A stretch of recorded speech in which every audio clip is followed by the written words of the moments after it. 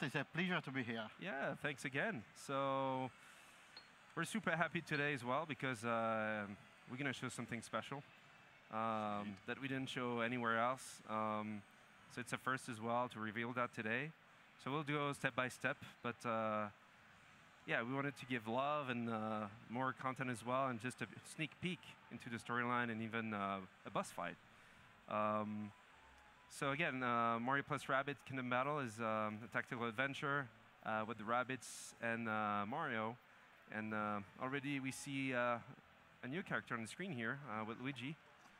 As in the first part of the demo, even yesterday that we saw, we're about to unlock Luigi, and now it's done.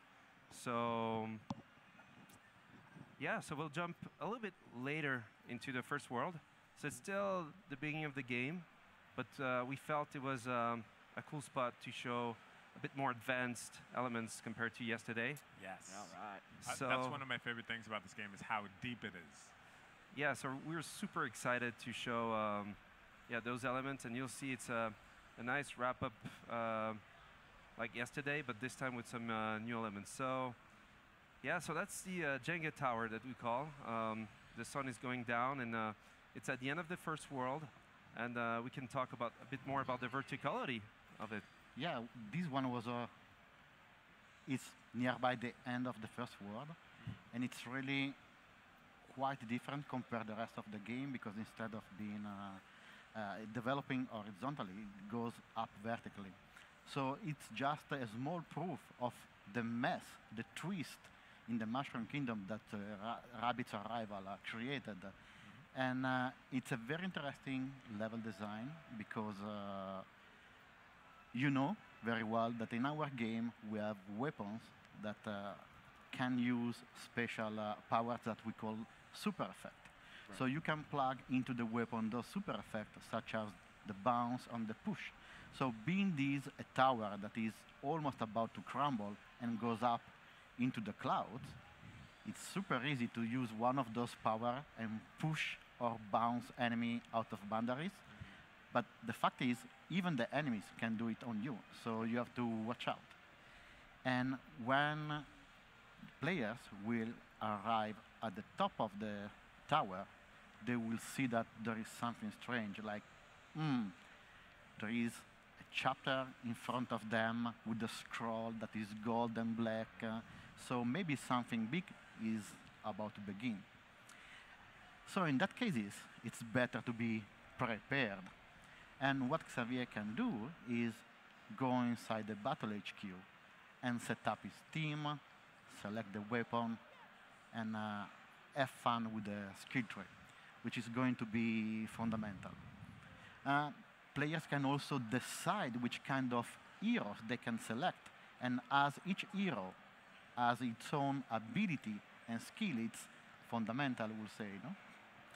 I don't know which is your preferred team, Xavier? Yeah, I already started to select it. I really like Luigi. Like Me too. We saw a little bit of that yesterday, but his health point is really low at this part of the game compared to, for example, Rabbid Peach. But he's really good from far and doing far distance damage. So it's a longer range guy. Yeah, and we see here, for example, Rabbid Luigi that we won't choose today for the fight, but started to have the Vampire Dash, 30 damage. So it's the highest dash damage that heroes have at first with this crew. But he also add Vampire effect, which the enemy become vampired, and then every time you hit the enemy, you get life. Even if Mario is shooting him or Luigi, you're going to get life. So it's a life pool, which is quite interesting. So he's really this little guy. It's very strategical, because you use it on some enemy, and maybe all your heroes can shoot at him to recover part of the damage dealt on the enemy. Right. Yeah, so you'd want to, in your turn when you're in battle, like use him first, so you use that status effect, and then your other heroes could benefit from it. Absolutely. And then we have the second part of the preparation, like David was saying. It's all about the weapons. We have more than 250 type, and different weapons. So really went far into putting different stats, different elements. Like the bounce effect is my preferred bounce. I mean, super effect, because it bounces the enemy away potentially of the battlefield, and you have added damage, and it's like in Mario Kart, when you get out of the road, and so this approach is just super cool. And if you add that to, I don't know, you burn the enemy, and then with your second character, you just bounce the enemy away.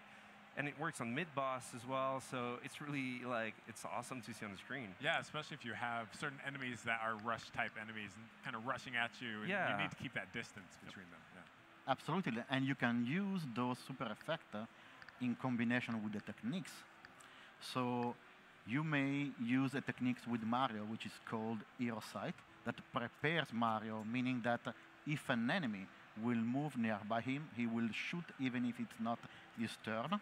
So just imagine that you do the same with other characters. An enemy is moving, Mario goes Hero Sight, shoot the enemy, the super effect bounce apply, the enemy fly over the battlegrounds, enters in the area of reaction of one of the other heroes that shoot again, awesome. And maybe applies the burn effect. And as the burn effect is something that allows for propagation, you will see that if the enemy touches other units, they will start to propagate and run. And here we see a secondary weapon. Yesterday, my preferred, melee. Yeah, it's awesome. It's Mario's hammer, and you have a lot of them. Of course, it's locked so far. You have to unlock them through the adventure. But here it's a good example of a little bit more advanced elements. So, for example, your first hammer that you get on the game is good. The damage output is good. You have, you cannot use it every turn, but still, even with the cooldown, it's quite cool. But if you look at the second one here, not only it adds the honey damage and glue the enemy on the ground for 30% chance, which is incredibly cool if you do it on a smasher, for example, because you cannot move anymore to attack your other heroes. But also what we see on the top right is what we call the good damage against something, and here it's the Ziggies. Plus 30 damage chance here to apply what you have on the Ziggy. So that's pretty cool, because it means if you have a lot of Ziggies around, by using this weapon can be very effective. So this is something you need to watch out, because every weapon has something different. So they start very simple, but then we start to add you can specialize, stats. right? Yes, and as Xavier said, we had these elements of proficiencies. So some weapons are more efficient against some type of enemies, and some weapons are more efficient against the cover. So regardless of the type of cover, you can damage those even faster. Another example before we go on with the skill tree, that's the sentry. So Rabbid Peach can use as secondary weapon sentries. And the big difference here is if you look down there, 150 life point. So it's like a hero, a new hero. Right. It goes on. That. Yeah. Yeah, on your team. And it applies the push damage and push effect, which is great. It's not like the bounce. The bounce is really bouncing out and potentially out of the zone. The push could do the same. You could be push out the zone itself, but you can also push another enemy behind. So it's like a domino effect. Yeah. So it's quite effective here. So this little guy, this little sentry, can really go and really try to affect the enemy you target, and then just push everyone around with an AoE type of effect. So the cover damage is not really high on this one. It says low, so it's not going to destroy that much of the covers. But later in the game, potentially you have some very good weapons to destroy covers in one hit, which could be a very interesting for strategy. Awesome. The philosophy of the weapon that we have in our game, it can be divided in two macro areas. The primary weapon that are a very direct way to deal with the enemy. They damage one single unity, and the secondary weapon that are basically area of damage. Once again, those weapons, the secondary weapon, works pretty well in combination, in synergy with some of the techniques that some of the characters, the heroes, will have later on in the game, such as the magnet dance, which is the ability to lure all the enemies around you nearby in an area, and this is where you want to hit with an area of the mage weapon. Gotcha. And last but not least, the skill tree. Really important to do it before a big fight.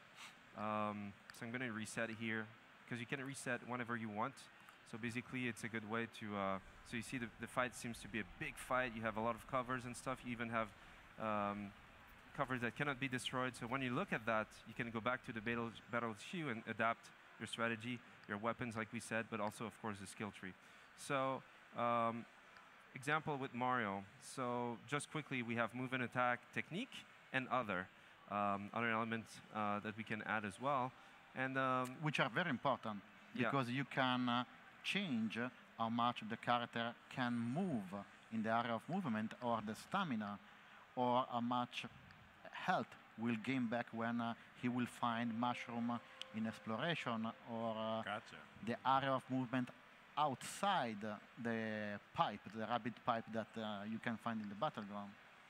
So for example, here I have 40 orbs. So you know those orbs are what you get from fight. If you did very well in fight, you get more orbs. So as soon as you have orbs, you can start to spend them. So the very first element that Mario can do in his moving phase is an upgrade to what we call the stump jump.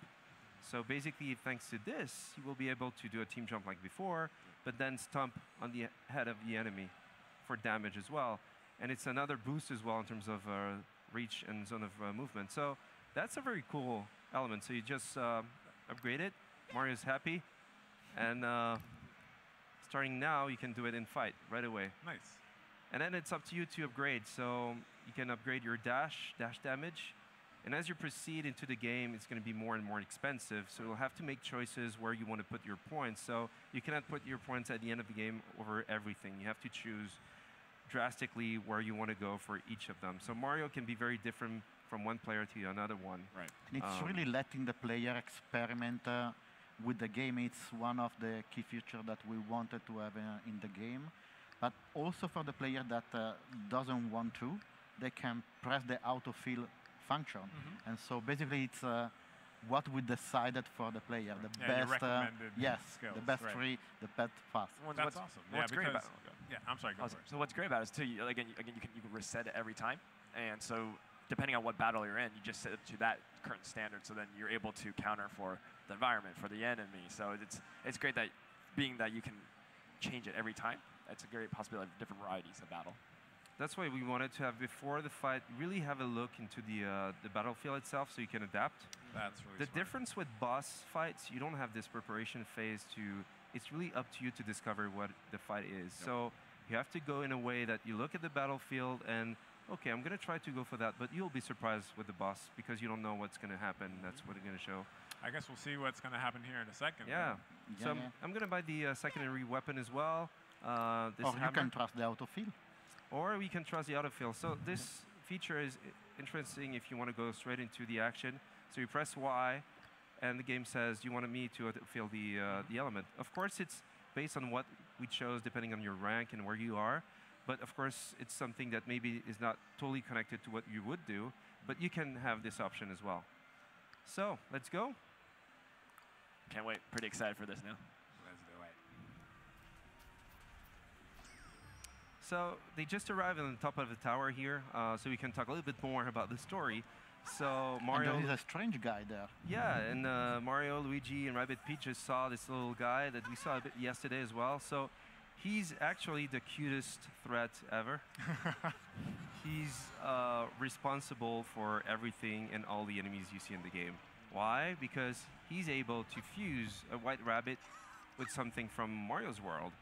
And why? Because when he's stressed and his stress level is super high, well, he's going to create those enemies. The more stress, the bigger the enemy will be. Gotcha. So Bowser Jr., who observed that from far during the first world, he's like, hey, I can use this little guy for me and create my ultimate army and potentially, take over the Mushroom Kingdom finally, while his father is potentially on vacation somewhere. So he's calling him Spawny because he's spawning stuff.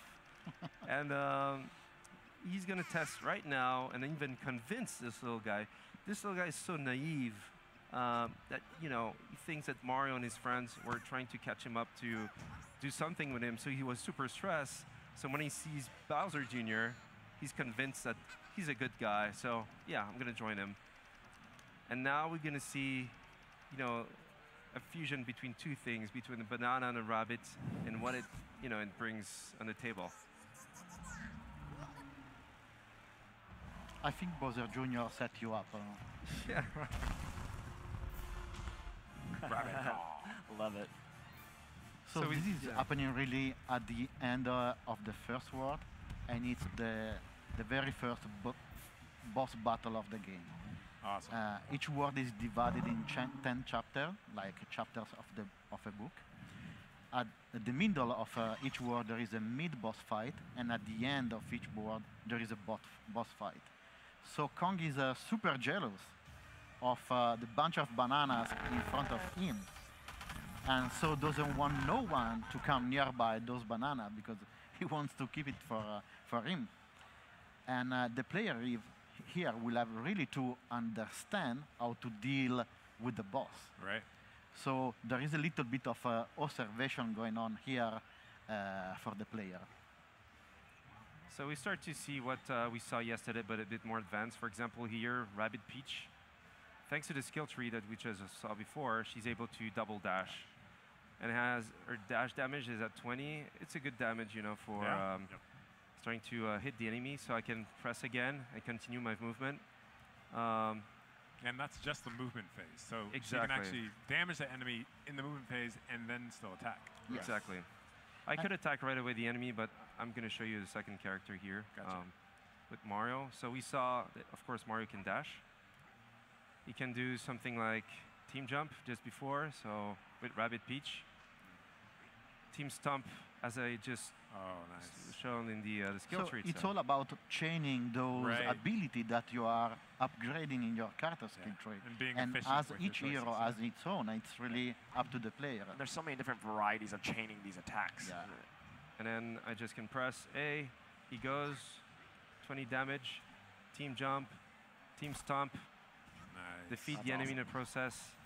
And then I'm well positioned to flank both enemies, actually. And here, for example, this one with the piston panic gun that we have here. So the damage is way over than the enemy's remaining life. So even if I apply the bounce effect, it's just going to be cool because anyway, he's going to be defeated. So Well, we'll there we see. go. Got him. There we go. And then Luigi, he's starting to be far away, but he doesn't care because he's really good with range. Look at the range. He can, shoot at enemy for the whole battleground almost. Yeah. Maybe on the left, top left, he can't, but he's the one he can shoot anything from afar. The But weapon looks like a Hoover, so seems like a citation going on in Luigi there. Sniper. And just before we see the sentry here, and we start to see, where the sentry could go, and it says with the red dot that he won't be able to reach that enemy in the first round. Gotcha. But what is cool is that if the enemy comes nearby by mistake, it's going to explode, It's going to wait for the enemy to enter his zone. So I can try to show this, you'll see. So it's really different. It's a little new hero, and you see this bubble. That's the range. As soon as the enemy enters, he's going to shoot. So let's switch and see if the enemy goes. Rabbid Peach is not well positioned here. I wanted to show for It's in kind terms of exposed. yeah. You didn't protect her very well. And now the sentry can go and continue and do that damage. And you see the cover damage was not great, but still it worked. It worked, and so I'm gonna show the hammer that we bought in the skill tree as well here with Mario, even if it's not needed, as the enemy is almost done. But you see what we saw there was the zone of attack, so anyone around would have been shot. And as I did a lot of damage, a lot of points can be That's taken. awesome. So that's pretty cool. So one thing, I will try with Luigi. yeah, we can show Rabbid Kong in the past. So in the background. So this is just the first phase. We won't show the whole thing because it's a bit longer. But the thing here with him is that even if I can reach him, like I'm going to do here, it's going to do some damage, but not really. Because every time he eats a banana, he's going to get his life back. So of course we know the game, we know what to do, but Yep. basically here you need to adapt. So basically, the player needs to find a way to get rid of those bananas. Otherwise, Kong will keep replenishing health forever. Got to be perceptive. Yeah. So let's try to go in that zone with Rabbid Peach. Thanks to a team jump. Whoosh. Bam. The bananas just fell down. So Kong is super excited. He's mad now. Yeah. So now, as he's looking for his bananas, And he's cute. It's almost a pity He's to adorable. defeat the guy. Look at that, the desperation. The animations in this game are so good. It's awesome. so I'm gonna try to shoot. Damn. Now we can do damage and apply, which is pretty cool. But the issue is that I was maybe a little too close. Uh-oh. Oh my God. He's super romantic. It's so good. So you have to watch out because basically it could be really bad for you. So you need to leave the zone and start to shoot again. So for example, with Rabbid Luigi with a big damage output, with Mario, and then with Rabbid Peach that is pissed. Yeah, this is your time. You got to get that damage. Let's in. go.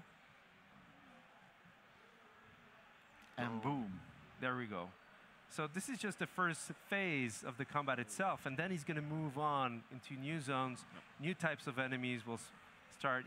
Those way, if you're not behind full covers, you get bounced away. So your life starts to go down, out of boundaries, etc., etc. So, and that's something that we won't show more Right. because it That would was be too just much. the first phase. And this is a long boss fight.